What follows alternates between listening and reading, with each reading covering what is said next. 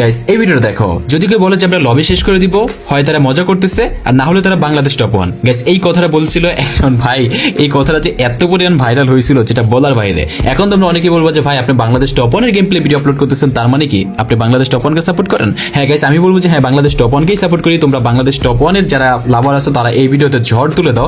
আর guys Bangladesh top ওয়ানকে আমিও support করি, রাহাত ভাইকে আমার পার্সোনালি অনেক ভালো লাগে। তো যাই হোক না কেন, তারপর আমি এই ভিডিও রিয়াকশনটা দিতেছি কেন জানো? শুভ যতটা সময় ম্যাচে আছে, বাংলাদেশ টপ ওয়ানের টিমে যে শুভ আছে, শুভ ছোট্ট খুবই অল্প ব্লেডের মতো, ঠিক আছে, বাট গাইস ও যতটা সময় ধরে টিমে সার্ভাইভ করবে, মানে ম্যাচে সার্ভাইভ করবে, বাংলাদেশ টপ ওয়ানের টিম ততটা সময় পর্যন্ত ম্যাচে সার্ভাইভ করতে পারবে। মানে শুভ কিন্তু খুবই পাওয়ারফুল। আর বর্তমানে কিন্তু বাংলাদেশ টপ ওয়ানের টিমে এরকম একজন স্নাইপার আছে, কিং বলা হয় বাংলাদেশের ভিতরে, স্নাইপার কিং। সে যদি ভাই থাকে তাহলে এই বাংলাদেশ টপ ওয়ান আমার মনে হয় যে এবারও বাংলাদেশ টপ ওয়ান সেরা ক্রিয়েটরও হবে, প্লাস গাইস দেখা যায় যে মানে ওরা ট্রফিটাও জিতে নিবে, মানে টুর্নামেন্টের ট্রফিটাও জিতে নিবে, ঠিক আছে।